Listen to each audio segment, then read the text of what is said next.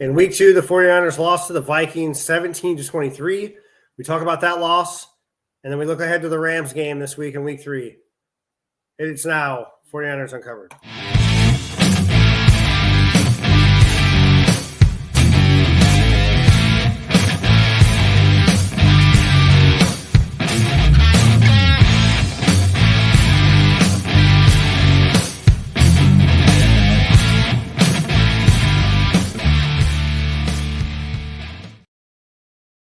Hey, how's it going? My name is Mase. You can find me on Twitter at CaliKing49er17.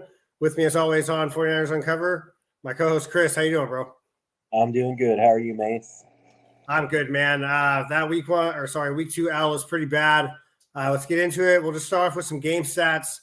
Purdy went 28 for 36 with 319 through the air, 1 touchdown, 1 interception to Josh Metellus. J.P. Mason, 20 attempts, 100 yards. So that's 5 a carry, 1 tutty. Deebo Samuel, 10 targets, 8 receptions, 110 yards. He had 2 rushes as well for -10. Kittle had 8 targets, 7 receptions for 76. Aiyuk, 5 targets, 4 receptions for 43. And Moody went 1 for 1 from the field goal. Our old backup, Sam Darnold, he went 17 for 26, 268, 2 tutties and a pick. The Vikings overall had 146 rushing as a team, and Ty Chandler, of all people, not Aaron Jones, led the Vikings with 10 attempts and 82 yards. That's 8.2 per carry. Jetta had 7 targets, 4 receptions for 133 yards. And the bulk of those, he got that against George Odom on that 97-yard touchdown pass. Bosa ended up with 2 sacks for us on defense. Givens, defensive tackle, and Fred Warner also had a sack apiece. And Fred Warner highlighted with 9 tackles and 2 forced fumbles. But the Niners, as a unit, gave up 403 yards on defense. They also allowed to block punt. What do you have to say about this game? I want to say I thought it was going to be a lock, but I figured even if the Niners did kind of have some hiccups early, they would eventually pull themselves out of it, and they didn't. Yeah. I mean, we knew they had talent on both sides of the ball. Best wide receiver in the NFL, in my opinion.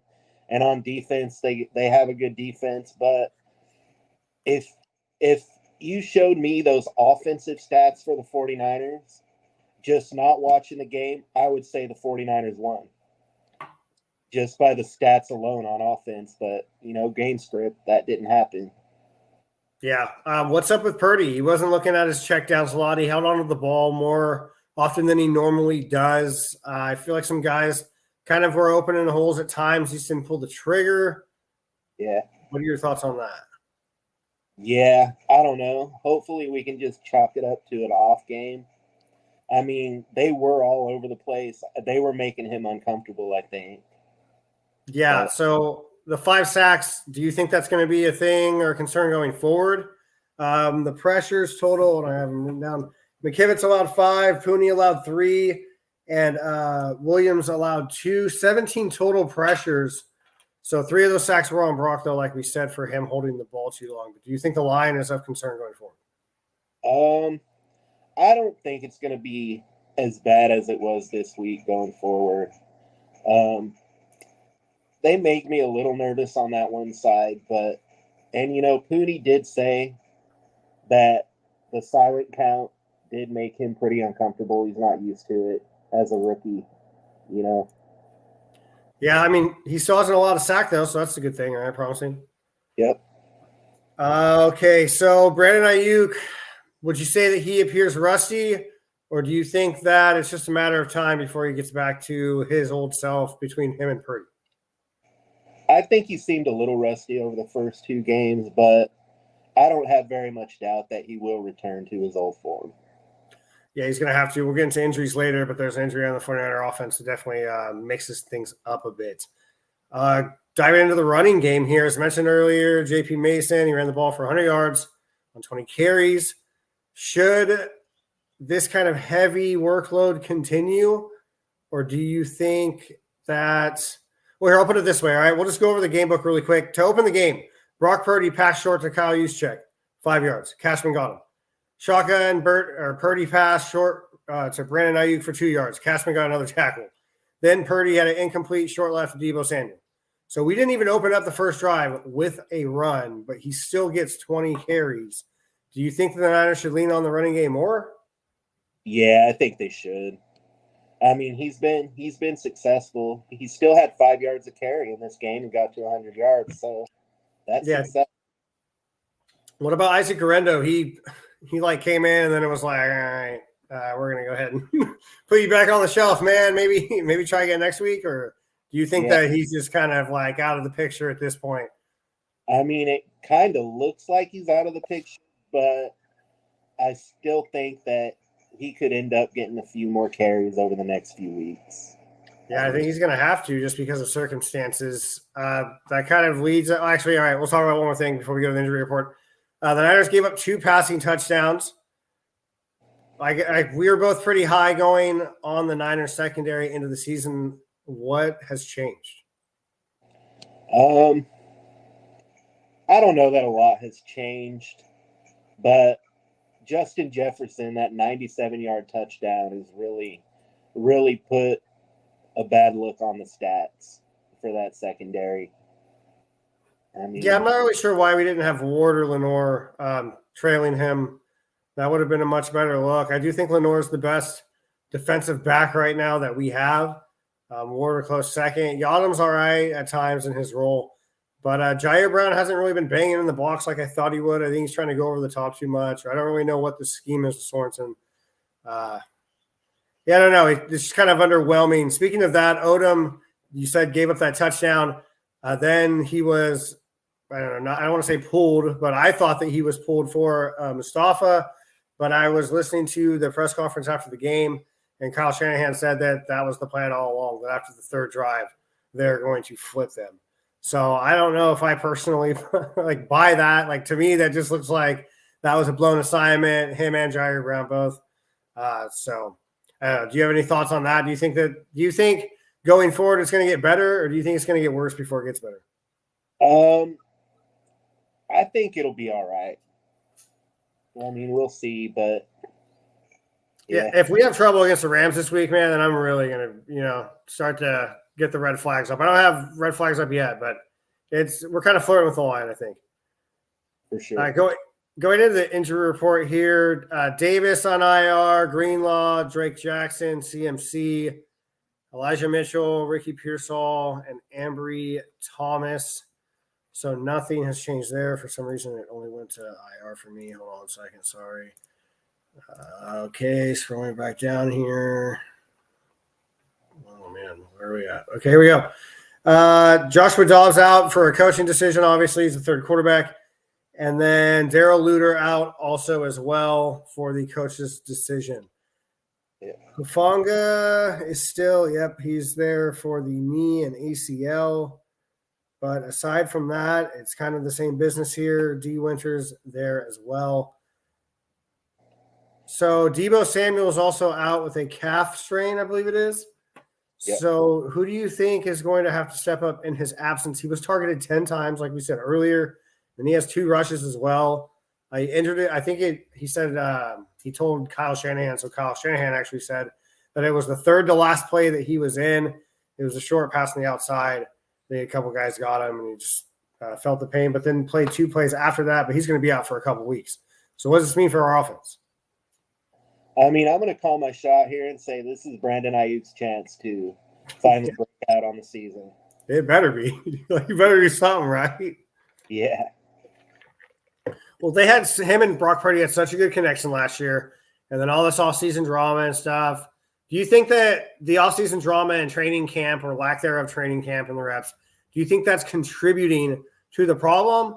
Or, I mean, because CMC didn't play in the preseason either, but at the same time, Brock Purdy was still trying to, he was holding on the ball for a long time. He was throwing the ball across his body, getting all the kinks out and stuff. But at this point, I mean, he threw for almost 320, but does it feel like he did?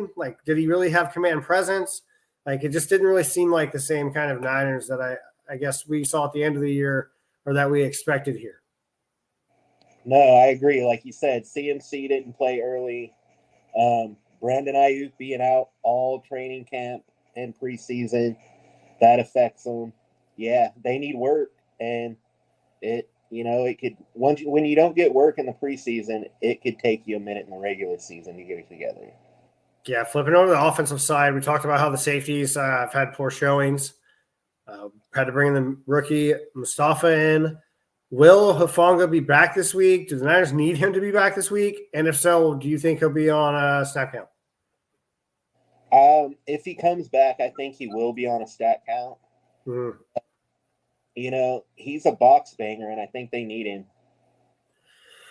Yeah, they definitely need him. I mean, we need help over the top, too. We just got to – I don't know. We're kind of really out of whack here, I think.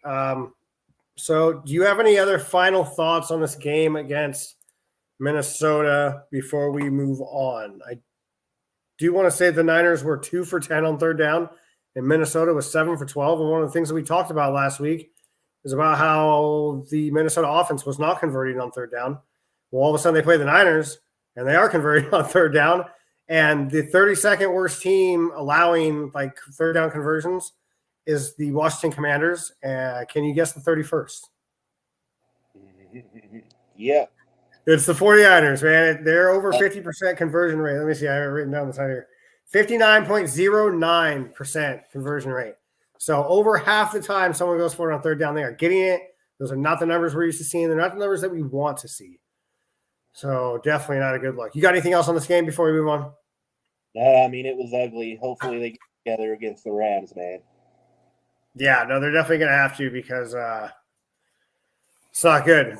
I think the offense is going to have to start taking what they can get, and someone besides Bosa or Warner on the defense is going to have to get aggressive, but aggressive in a smart way. Yeah. So, okay. We will move on to the Rams in week 3. The Rams are insanely banged up as well. Allen Davis, tight end, he was out last week. Tyler Davis, defensive tackle. Jimmy Garoppolo suspended until this week. I don't think we'll see him, though. If we see him, the Rams have bigger problems than he or you could even surmise. Tyler Higbee on the pup for a knee ACL, MCL.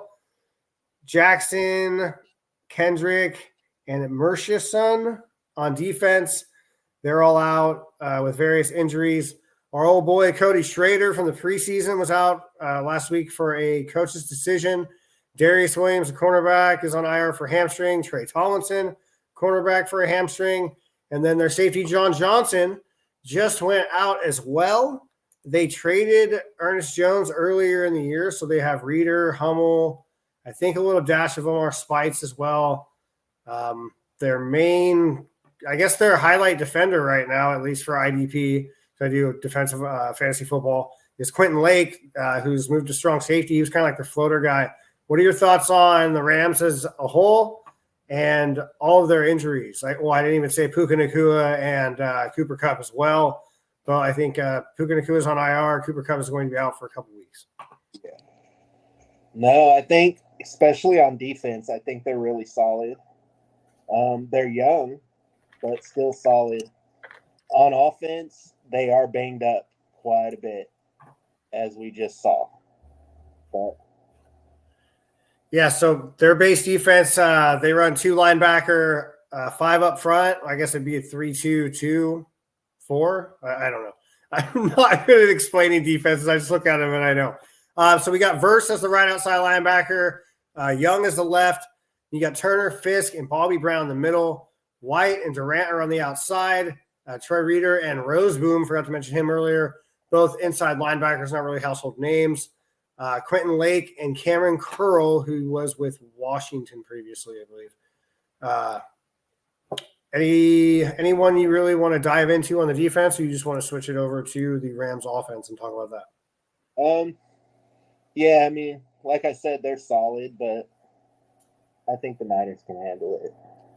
Yeah, the Niners, hopefully they can. They do have a lot of young guys, but they don't really have any, like, as we were talking about before, like big stars or big veteran locker room kind of guys that are in there. So maybe they can rally on that. But their offense is looking tough as well.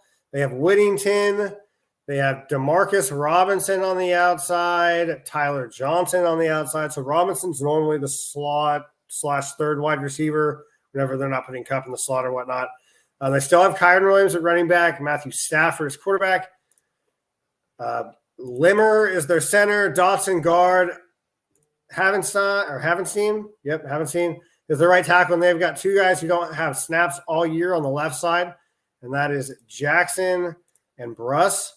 So that whole left side is going to be weak. You have to think that the Niners are going to line Bosa up on the outside. What do you think about this Rams offense? Yeah, I mean, the Niners should be able to get it done against the Rams offense. I think you stop Kyron Williams and you make Stafford very uncomfortable, they're going to end up in good shape at the end of the game. Yeah, that's going to be it, man. Just stuff the run and hope that Matt Stafford can't pull a rabbit out of his hat and start throwing to these other guys. I mean, he is the kind of quarterback that can stay in the pocket and make the guys around him better. But if they start to harass him on that left side of the line or on any part of the line, right, if they start doing blitzes and stuff and get to him, that's when he starts getting happy feet and we see Stafford at his worst. The Niners have previously done that. Now, with that said, so I'm going to dive back into last week. I know we said we're not going to talk about the Vikings game anymore, but Leonard Floyd threw up zeros. I'm talking 0 pressure, 0 tackles, 0 sacks, 0 everything. If we don't have the kind of presence on the other side of the line, it's just going to make things worse for Bosa. So do you think that Floyd and Gross Matos did co-lead in pressures last week, but didn't really come up with much between him and Hargrave on the other side? Kind of underwhelming. Is that a concern for you? It is. I mean, other than Bosa and Warner, it was kind of unimpressive. Kevin Givens did seem to do a few good things in that game, so I wanted to kind of give him a shout out, but yeah, you know, it wasn't pretty. Yeah, no, for sure. Okay, so Bosa on one side, Floyd on the other, Hargrave, Collins, and Elliott in the middle. We got Ward, Lenore on the outside with Yadam switching to the outside and Lenore going slot whenever they have 3 wide receivers on the offensive side. And Odom, Brown, and Mustafa are probably still going to be rotating according to Kyle Shanahan, or at least Odom will be. So in the middle, Flanagan foul. Oh, sorry. In the middle is Warner, obviously. Flanagan fouls as a Sam, and then Campbell has been targeted very heavily against other teams. We kind of talked about before. You said that he's kind of been underwhelming. What do you think about his play has been that way, and do you think that he has an opportunity to step it up against a less than stellar wide receiver group this week? Did you say Campbell? Yeah. Yeah, I mean, like you said, he was underwhelming. I kept an eye on him the whole game, and that guy's got to step it up, and hopefully it does. He's a veteran, been around, like 10 years? Yeah. You know, he's got experience. So hopefully. He had all-pro season 2 years ago, so it's like, I mean, I'm not expecting him to do that again, right? But it's like, come on, man.